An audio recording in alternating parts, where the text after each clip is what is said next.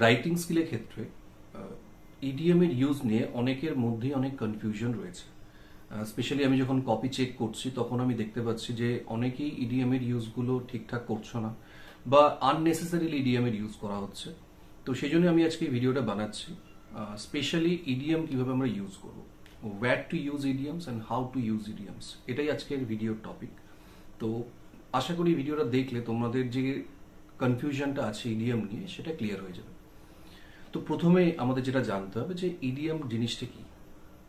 EDMs and phrases দেখবে আমরা almost একসঙ্গেই ব্যবহার করে থাকি, বাট দুটো এক নয়।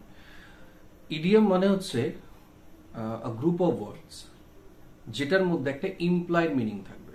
ইমপ্লাইড মিনিং মানে কি, যার একটা ইনার মিনিং থাকবে, অর্থাৎ আমি দেখে যেটা আমার মনে হচ্ছে তার মিনিংটা অ্যাকচুয়ালি সেটা হবে না, লিটারারি মিনিং থাকবে না, এর মানেটা কিন্তু সবসময় একটা ইনার মিনিং থাকবে। যেমন আমরা বেশ কিছু কমন ইডিয়াম আছে আমরা ডে টু ডে লাইফে ইউজ করেই থাকি, যেমন ক্রোকোডাইলস টিয়ার্স। ক্রোকোডাইলস টিয়ার্স মানে কিন্তু অ্যাকচুয়ালি কুমিরের চোখের জল নয়। ক্রোকোডাইলস টিয়ার্স মানে কি, হিপোক্রিটিক্যাল টিয়ার্স। আবার ক্যাটস অ্যান্ড ডগস মানে কিন্তু বিড়াল আর কুকুর নয়। ক্যাটস অ্যান্ড ডগস এর ইডিয়ামেটিক ইউজ হচ্ছে কি, মুষলধারে বৃষ্টি বা হেভি রেইনফল। তো এই যে ইডিয়ামগুলো আমরা ইউজ করি, আমরা অনেকেই কিন্তু না জেনেই ইউজ করে দিচ্ছি। হয়তো আমাদের মনে হচ্ছে ইডিএম ইউজ করলে আমার রাইটিংটা আরো বেশি সুন্দর হবে, আরো ভালো মার্কস পাওয়া যাবে, এক্সামিনার খুব খুশি হবেন। ব্যাপারটা কিন্তু একদমই এরকম নয়।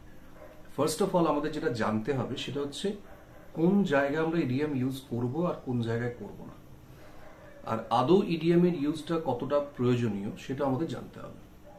তো দেখো, ইডিএমকে বেসিক্যালি আমরা ইউজ করি কিসের জন্য?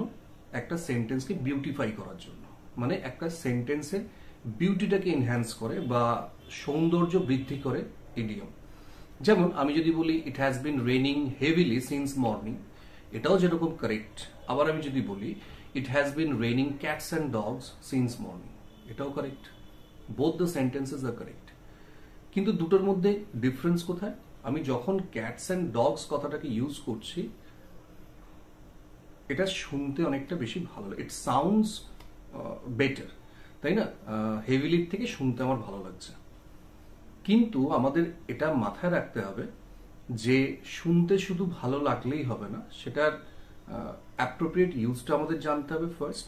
আর সেকেন্ডলি, যেখানে আমি ইডিএমকে ইউজ করছি আদৌ কি সেই জায়গাতে সৌন্দর্য বৃদ্ধি বা বিউটিফিকেশনের দরকার আছে সেটা আমাদের জানতে হবে।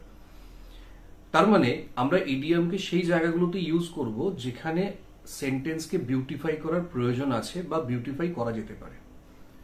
প্রথমে মনে রাখতে হবে সেটা হচ্ছে যে কোনো ফর্মাল জায়গাতে বা অফিসিয়াল জায়গাতে আমরা, যেমন ধরো অফিসিয়াল লেটার হতে পারে বা তোমার প্রেসি লিখছো, এই সমস্ত জায়গাতে যেখানে আমার জিস্ট দরকার, যেখানে আমার বেশি বাড়িয়ে লেখার স্কোপ নেই, যেখানে আমার এক্সট্রা লেখার স্কোপ নেই, in that case we can't use idioms, we shouldn't use idioms। এখানে আমাদের ইডিএম ইউজ করারই দরকার নেই বা উচিত নয়। বিকজ তুমি যখনই একটা ফর্মাল লেটার লিখবে, ধরো তুমি চেয়ারম্যানকে লেটার লিখছো, তো এখানে কিন্তু আমাদের যেটা দরকার সেটা হচ্ছে ইনফরমেটিভ ওয়েতে লিখতে হবে। মানে আমি যেটা বলতে চাইছি সেটাকেই জাস্ট আমাকে রিটেন ফর্মে এক্সপ্রেস করতে হবে।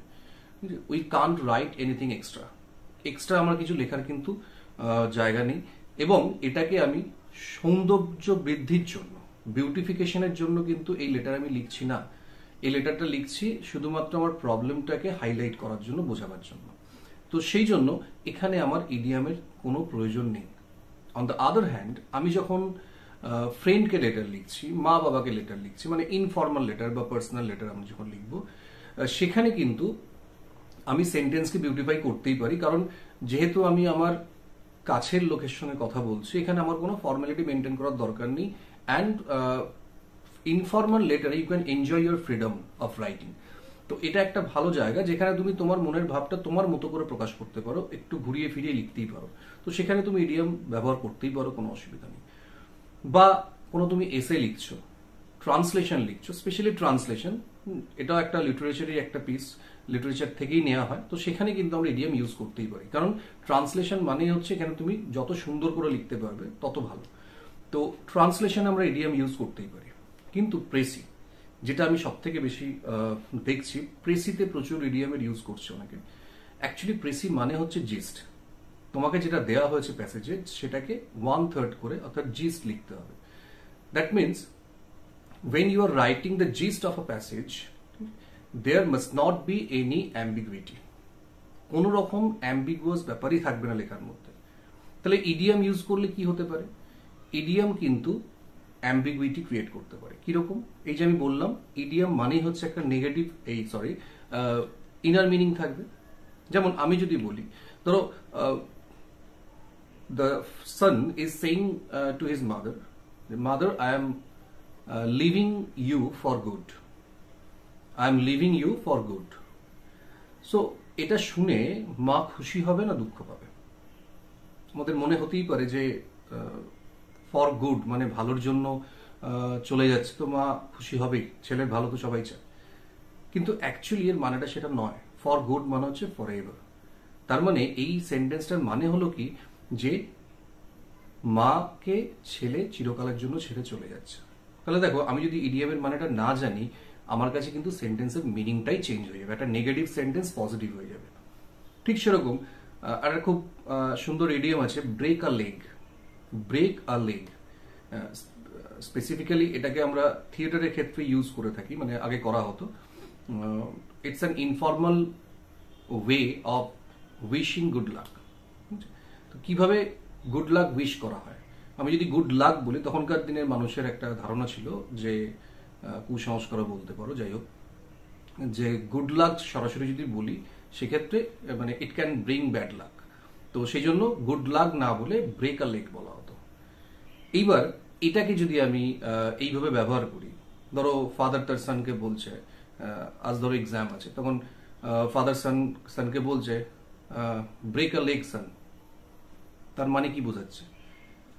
আমাদের কি মনে হবে যে ছেলেকে বলছে পা ভেঙে ফেলো। তাই কি হচ্ছে? এখানে কিন্তু পরীক্ষা আছে বলে গুড লাক উইশ করা হচ্ছে। তাহলে দেখো, এই যে গুড লাক উইশ করা হলো, এখানে কিন্তু বলার ধরনটা পাল্টে গেল। তাহলে আমার যদি মিনিংটা জানা না থাকে, তাহলে কিন্তু আমি ভুল বুঝবো, মিনিংটাই পুরো চেঞ্জ হয়ে যাবে। তাই সবসময় চেষ্টা করতে হবে প্রেসির ক্ষেত্রে বা ফর্মাল লেটারের ক্ষেত্রে এবং নিউজ পেপার রিপোর্টের ক্ষেত্রে এইগুলোতে ইডিয়ামটাকে ব্যবহার না করাটাই ভালো। বিকজ এই লেখাগুলো কিন্তু সৌন্দর্য বৃদ্ধির জন্য লেখা হয় না, এই লেখাগুলো ইনফরমেটিভ ওয়েতে লেখা হয়। মানে আমি যখন একটা নিউজ পেপার রিপোর্ট পড়ব, রিডারদের মেন মোটিভ কি থাকবে পড়ার, যে I have to collect information, যে কি কি ঘটনা ঘটেছে সেইগুলো নিয়ে আমি সেইগুলো সম্বন্ধে জানবো। তো সেখানে যদি আমি লেখার মধ্যে নানা রকম ইডিয়ামের ইউজ করে লেখাটাকে অতিরিক্ত সুন্দর করতে চাই, তাহলে কিন্তু রিডার হয়তো বুঝতেই পারবে না লেখাটা কি বলতে চাইছে।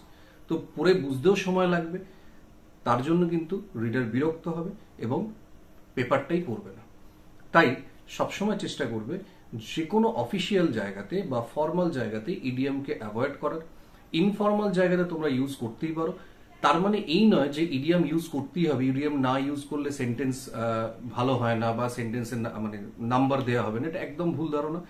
তোমরা ইডিয়াম ইউজ করেও লিখতে পারো, তোমরা ইডিয়াম ইউজ না করেও লিখতে পারো, কিন্তু যদি করো অবশ্যই তার প্রপার ইউজ করতে হবে। বেশ কিছু জায়গায় কিন্তু ইডিয়ামের আমরা রং ইউজ করি বা সেন্টেন্সে ঠিক জায়গায় না বসাতে পারলে ইডিয়ামের মানে পাল্টে যায়। যেমন বেশ কিছু ইডিয়াম আছে যেগুলোর সঙ্গে আমরা কোনো রকম ভাবে পজিটিভ প্রোনাউন বা অ্যাডজেক্টিভের আমরা ইউজ করতে পারি না। যেমন ধরো heart and soul. Heart and soul মানে হচ্ছে আটমোস্ট এফোর্ট। এবার আমি বললাম he tried his heart and soul to get good marks in the exam. তো he tried his heart and soul যদি আমি বলি, তার কিন্তু ইলিটারারি মিনিং হয়ে যাবে। অর্থাৎ হিজ হার্ট অ্যান্ড সোল মানে কিন্তু তার হার্ট আর সোল বোঝাচ্ছে, আটমোস্ট এফোর্ট বোঝাচ্ছে না। তো এখানে আমি কিন্তু হিজের ইউজ করতে পারবো না।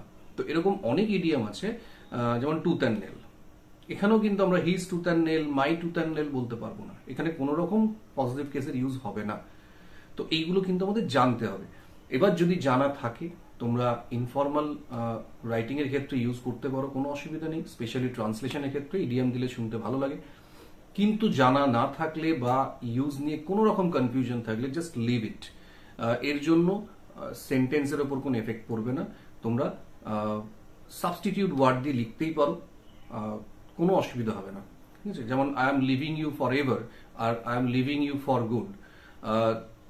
তোমার যদি ফর গুডের ইউজ না জানা থাকে, আমার প্রয়োজন নেই, I am living you for এভারও বলতে পারো, কোনো অসুবিধা নেই।